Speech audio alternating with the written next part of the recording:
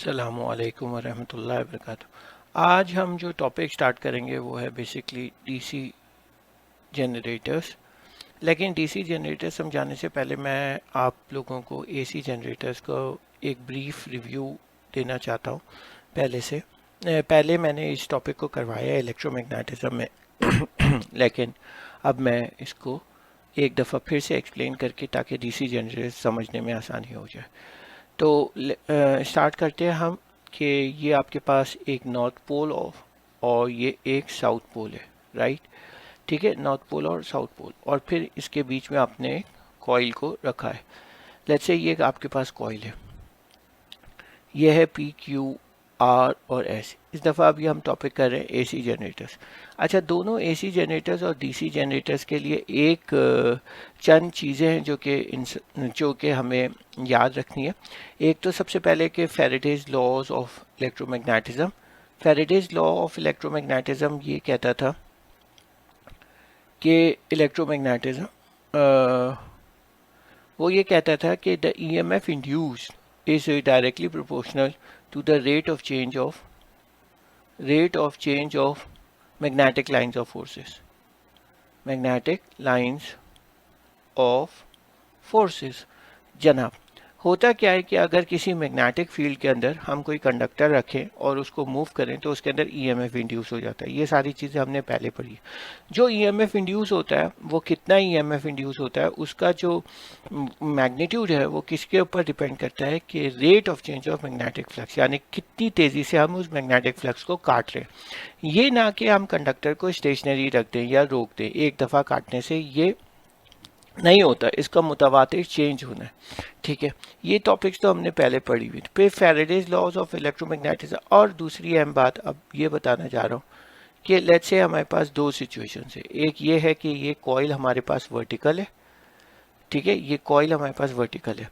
इस वक्त कॉइल जो है वो is perpendicular to magnetic lines of forces. Okay, magnetic lines of forces, इसका मतलब क्या है? देखिए, ये जो कॉइल है ये इस तरीके से है और मैग्नेटिक लाइंस ऑफ फोर्सेस इसमें से इस तरीके से गुजर रही है, right, agreed, north to south. तो इस सिचुएशन में देखिए ये मैग्नेटिक लाइंस ऑफ फोर्सेस को कट नहीं कर रहा। कटिंग कब शुरू होगी? जब ये मूव करना शुरू करेगा, जब ये इन लाइंस को कट करना शुरू करेगा। क्योंकि अभी ये कट नहीं कर रहा तो rate of change of flux क्या है? Rate of change of magnetic lines of forces कितना है? मैग्नेटिक लाइंस ऑफ फोर्सेस इस सिचुएशन में क्या है? जीरो। जब rate of change of magnetic lines of forces zero है तो ईएमएफ इंड्यूस क्या हो जाएगा इसके अंदर? ईएमएफ इंड्यूस क्या हो जाएगा? जीरो। जब ईएमएफ इंड्यूस जीरो हो जाएगा तो डेफिनेटली क्या हो जाएगा कि करंट क्या हो जाएगा? जीरो। ठीक है, तो ये वर्टिकल सिचुएशन में। अब जब हम पैरेलल सिचुएशन के अंदर बात कर रहे होते हैं, this is the parallel situation, और नॉर्थ पोल और ये साउथ पोल, इसमें लाइंस ऑफ फोर्सेस क्या है कि पास नहीं कर रही। ओके, ये कौन सा केस है कि द प्लेन, यानी plane P Q R S is parallel to the magnetic lines of forces. Okay, अब ये पैरेलल है तो इस पैरेलल होने की वजह से क्या हो जाएगा? कोई भी मैग्नेटिक लाइंस ऑफ फोर्सेस इसमें से पास नहीं कर रही। लेकिन क्योंकि वो इस पोजीशन से इस पोजीशन में आया है तो इसने मैक्सिमम लाइंस ऑफ फ्लक्स को काटते हुए आया। जितनी लाइंस थी मैग्नेटिक लाइंस वो उसने काटते हुए आया। तो इस वक्त क्या होगा? Rate of change of flux क्या हो जाएगा? Rate of change of magnetic lines of forces is max. जब मैक्स हो गया तो ई इंड्यूस्ड यानी ईएमएफ इंड्यूस क्या हो जाएगा? ये मैक्स हो जाएगा। जब ईएमएफ इंड्यूस आई क्या हो जाएगा? मैक्स हो जाएगा।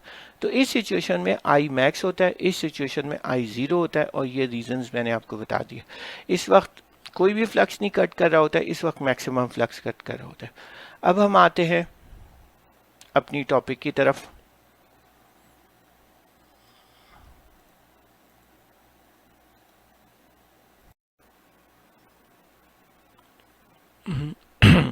हाँ, अब हम टॉपिक स्टार्ट करते हैं एसी जनरेटर्स। ओके, इससे पहले मैं एक आपको फ्लेमिंग्स राइट हैंड रूल समझा दूं कि फ्लेमिंग्स का राइट हैंड रूल वो क्या कहता था। फ्लेमिंग्स राइट हैंड रूल, और इसे हम जनरेटर रूल भी कहते हैं, इसे हम जनरेटर रूल भी कहते हैं। इसमें होता क्या है कि जो फील्ड है आप सीधा हाथ यूज़ करते हैं और अपनी फर्स्ट फिंगर जो है फर्स्ट फिंगर इसे हम फील्ड की डायरेक्शन में रखते हैं, नॉर्थ टू साउथ, और जो थंब है वो आप मोशन की डायरेक्शन में रखते हैं। मोशन, ये सॉरी एक सेकेंड, हम इसको सही कर दें। ये मोशन हो गया, ये मोशन का डायरेक्शन है, ये जो है थंब इंडिकेट करता है मोशन का डायरेक्शन, ठीक है। और जो करंट है लेट्स से वो आपका सेकेंड फिंगर होगा, करंट है सेकेंड फिंगर। आप तीनों फिंगर्स को इस तरीके से रखते हैं कि तीनों फिंगर्स म्यूचुअली एक दूसरे के ऊपर परपेंडिकुलर होते हैं, राइट। अब हम आते हैं अपनी टॉपिक की तरफ। मेन टॉपिक वो एसी जनरेटर्स है। एसी जनरेटर्स के अंदर इस तरीके से असेंबली होती है कि नॉर्थ पोल और साउथ पोल है। मैं यहाँ से मैग्नेटिक लाइंस ऑफ फोर्सेस जो है नॉर्थ टू साउथ आपके पास जा रहे होते हैं, राइट। और फिर हमने इसको मैकेनिकली अपने हाथ से या किसी भी मोटर से काउंटर क्लॉकवाइज घुमाना है। जब हम काउंटर क्लॉकवाइज घुमाते हैं तो इसमें इलेक्ट्रिसिटी प्रोड्यूस होती है। अब इससे देखना है कि ये किस तरीके से प्रोड्यूस होती है। ये इसकी असेंबली PQRS कॉइल है।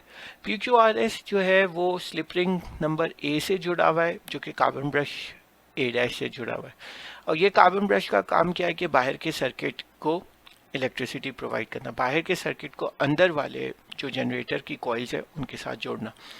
अब जनाब RS वाली जो कॉइल है वो B के साथ प्रोड्यूस हो रही है, राइट। B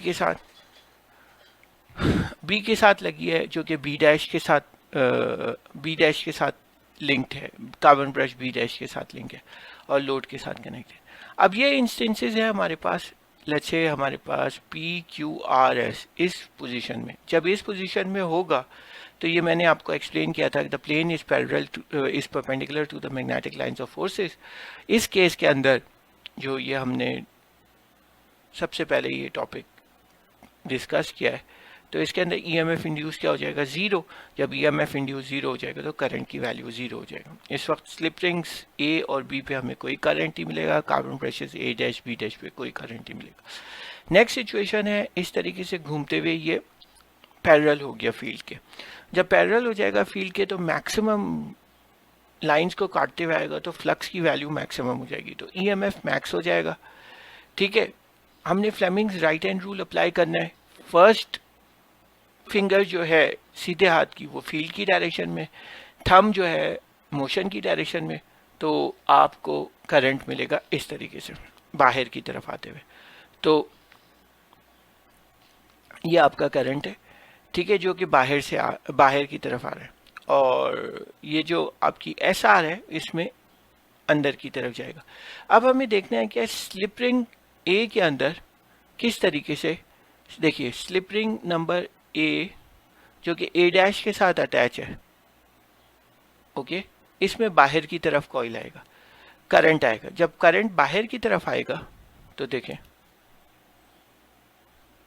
ये यूं आया, ठीक है, तो लोड में से यूं जाएगा और ये अंदर की तरफ B' से जाएगा। तो बिल्कुल लोड में से जो करंट है वो इस तरीके से, इस डायरेक्शन में, मैक्सिमम करंट इस डायरेक्शन में, राइट, अग्रीड। फिर इसके बाद रोटेट होके ये वर्टिकल पोजीशन में आ गया। वंस अगेन वर्टिकल में EMF ज़ीरो हो गया, आई की वैल्यू ज़ीरो होगी, सॉरी यहाँ पे हमें लिखना है ज़ीरो, ठीक है। अब हम आ जाते हैं दूसरी सिचुएशन में, जब हमारे पास PQ अब इस डायरेक्शन में आ जाएगा, PQ। अब देखिए फर्स्ट फिंगर आपने फील्ड की डायरेक्शन में रखनी है, मोशन ऊपर की तरफ है, तो करंट आपका अंदर की तरफ। जब करंट अंदर की तरफ होगा तो इस तरीके से स्लिप रिंग नंबर A से करंट अंदर की तरफ जाएगा और स्लिप रिंग नंबर B से बाहर की तरफ आएगा। अब देखें जनाब सेकेंड सिचुएशन में क्या होता है कि आपके पास ए से करंट कहाँ जा रहा है, ए से करंट है अंदर की तरफ। ओके,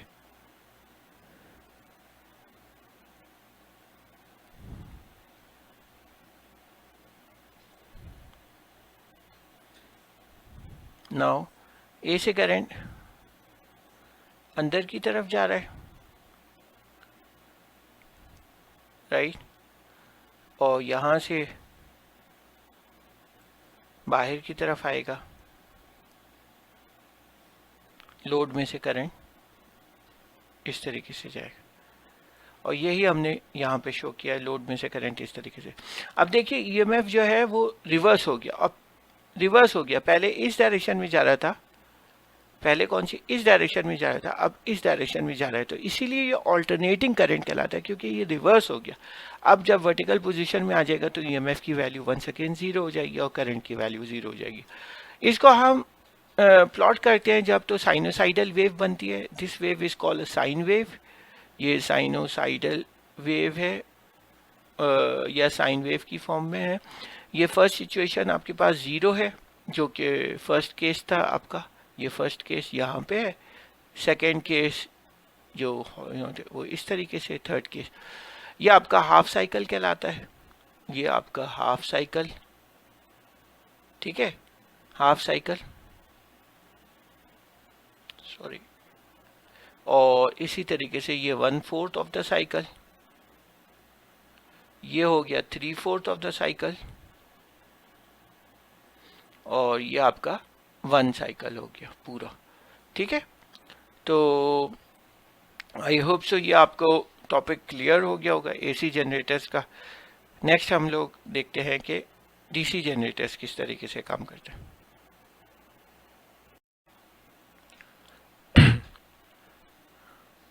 अस्सलाम वालेकुम, वेलकम बैक। अब मैं जो टॉपिक स्टार्ट करने लगा हूँ that is what we call DC generators. AC generators की टॉपिक हमने एक्सप्लेन करती थी इलेक्ट्रोमैग्नेटिज्म में भी, और लास्ट लेक्चर में भी हमने उसको थोड़ा सा रिवाइज किया था। आज हम टॉपिक स्टार्ट कर रहे हैं डीसी जनरेटर्स। डीसी जनरेटर्स में बेसिकली इस तरीके से असेंबली होती है, नॉर्थ पोल और साउथ पोल, और एक कॉइल बिल्कुल उसी तरीके से रखा होता है जैसे कि एसी जनरेटर्स में रखा होता है। फ़र्क सिर्फ इतना होता है कि यहाँ पर जो रिंग्स हैं that is what we call split rings, इसको हम स्प्लिट रिंग्स कहते हैं या उसको हम कम्यूटेटर्स भी कहते हैं, ठीक है। वो ज्वाइन होते हैं कार्बन ब्रशेस के साथ और वो एक्सटर्नल सर्किट के साथ ज्वाइन हुआ हुआ होता है, ठीक है। कम्यूटेटर्स को कम्यूटेटर्स इसलिए कहते हैं क्योंकि ये ट्रैवल कर रहे होते हैं, जबकि स्लिप रिंग्स जो है वो ट्रैवल नहीं कर रही होती, वो अपनी जगह पे फिक्स थी, जबकि कॉइल ट्रैवल कर रहा था। इसमें कॉइल ट्रैवल करता है और कॉइल अपने साथ एक कम्यूटेटर्स को भी लेके चल रहा होता है, इसीलिए हम इसे कहते हैं कम्यूटेटर्स, ये ट्रैवल करने वाले, राइट। अब हम इसके मुख्तलिफ केसेस स्टडी करते हैं। फर्स्ट केस है नंबर 1, जब वो वर्टिकल होगा PQRS, और जब वर्टिकल होता है तो हमने पहले भी बताया था, जब वर्टिकल है तो it means that it is perpendicular to the plane of magnetic lines of forces. जब परपेंडिकुलर होगा तो सारी की सारी लाइनें इसमें से गुजर जाएंगी, ये प्लेन किसी भी लाइन को कट नहीं कर रहा होगा, rate of change of magnetic lines of forces 0 हो जाएगा, जिसकी वजह से EMF इंड्यूस 0 हो जाएगा और करंट 0 हो जाएगा। ये हम पहले टॉपिक्स में भी समझा चुके हैं। तो इसलिए इसके अंदर जो है करंट की वैल्यू क्या होती है, इसके अंदर आपके पास I की वैल्यू क्या हो जाएगी, 0, ठीक है, क्योंकि EMF की वैल्यू क्या है आपके पास 0। अब इस वाली सेकेंड वाले केस के अंदर अगर आप देखें, सेकेंड वाले केस में आप स्टडी करें तो सेकेंड वाला केस जब रोटेट करते हुए वो हॉरिजॉन्टल हो गया, जब हॉरिजॉन्टल हो जाएगा तो सारी की सारी मैग्नेटिक लाइंस ऑफ फोर्सेस इसमें से गुजर जाएंगी, लेकिन क्योंकि उसने मैक्सिमम लाइंस ऑफ फोर्सेस को कट करते हुए आया तो इसलिए इसके अंदर, इस सिचुएशन के अंदर EMF जो है वो मैक्स हो जाएगा। जब EMF मैक्स हो जाएगा तो आपके पास I की वैल्यू भी मैक्सिमम हो जाएगी। अब देखना यह है कि स्प्लिट रिंग्स में से करंट बाहर की तरफ किस तरीके से आ रहा है। हमने फ्लेमिंग्स का राइट हैंड रूल लगाया, फर्स्ट फिंगर को फील्ड की डायरेक्शन में किया, मोशन नीचे की तरफ है तो करंट हमें प्रोड्यूस हुआ बाहर की डायरेक्शन में, इस तरीके से ये करंट हुआ, जिसकी वजह से क्या हो रहा है कि कम्यूटेटर कम्यूटेटर ए में से करंट बाहर की तरफ आएगा, कम्यूटेटर बी में से करंट अंदर की तरफ जाएगा, बी डैश में से करंट बाहर की तरफ आएगा क्योंकि वो ए डैश के साथ, और ये इसकी सीक्वेंस है। तो फिर आपको रजिस्टर में से करंट या लोड में से करंट लेफ़्ट टू राइट जाते हुए नजर आए। ओके, आई होप सो ये चीज़ क्लियर है। आप बिल्कुल इस तरीके से जैसे स्प्लिट रिंग्स और कार्बन ब्रशेस को बना के देखें तो आपको ये समझ में आएगा। ओके, वंस अगेन हम बता देते हैं कि फ्लेमिंग्स राइट हैंड रूल से पी में करंट बाहर की तरफ है, ए में करंट बाहर की तरफ है, बी में करंट अंदर की तरफ है, बी डैश में करंट बाहर की तरफ, ए डैश में करंट अंदर की तरफ। जब बी डैश में से करंट निकल रहा है तो फिर आप इस तरीके से देख लें कि बी डैश में से करंट निकल रहा है तो डेफिनेटली फिर आपके पास इस तरीके से जाएगा बी डैश में से करंट, तो रजिस्टर में से इस तरीके से। अब जब वर्टिकल सिचुएशन आ जाती है वंस अगेन ज़ीरो, तो यहाँ पे ईएमएफ जो है वो ज़ीरो, आई की वैल्यू ज़ीरो, राइट। अब जब हॉरिजॉन्टल हो जाता है तो फिर वो फ्लेमिंग्स का राइट हैंड रूल लगाने के बाद करंट का डायरेक्शन यूँ होता है। तो अब इस सिचुएशन में स्प्लिट रिंग्स ए में से करंट अंदर की तरफ जा रहा है, राइट, ये करंट इस तरफ अंदर की तरफ जा रहा है और बी में से बाहर की तरफ आ रहा है। जब बी में से बाहर की तरफ, तो बी डैश में से बाहर की तरफ निकलेगा, जैसा कि यह वंस अगेन देखिए जब बी में बाहर है तो बी डैश में से भी बाहर की तरफ निकलेगा, यहाँ से ये बाहर की तरफ निकला करंट और ए डैश में से अंदर की तरफ जाएगा। Once again direction of the current same है, राइट। ईएमएफ यहाँ पर मैक्स हो जाएगा, मैक्स है क्योंकि मैक्सिमम नंबर ऑफ लाइंस को वो काटते हुए आई की वैल्यू ज़ीरो, सॉरी आई की वैल्यू भी मैक्स हो गई।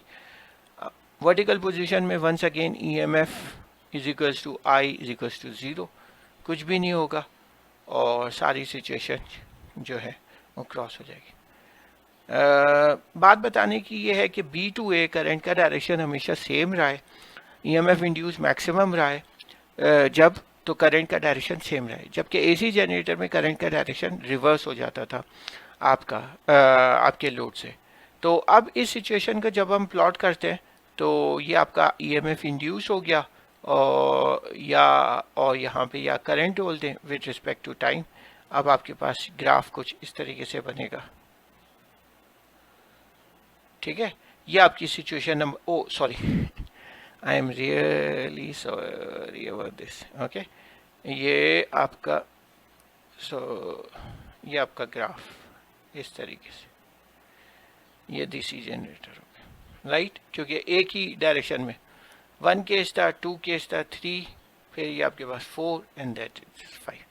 This is 1/4 of the cycle है, ठीक है। ये हाफ साइकिल है और ये 3/4 साइकिल और ये 1 साइकिल, ओके। अब ये 1 और 2 और 3 ये यहाँ से ऊपर वाली सिचुएशन 1 2 3 4 5, तो ये 1 2 3 4 5 ये पोजीशन हो गई 1 2 3 4 5। और इस तरीके से ये हमारा एसी जनरेटर्स और डीसी जनरेटर्स का टॉपिक ख़त्म हुआ। होप सो आपको चीज़ें समझ में आई होंगी, अगर नहीं आई तो आप मेरे मेल एड्रेस पे ईमेल कर सकते हैं और समझ सकते हैं, मैं वापस से आपको समझा सकता हूँ। Thank you very much.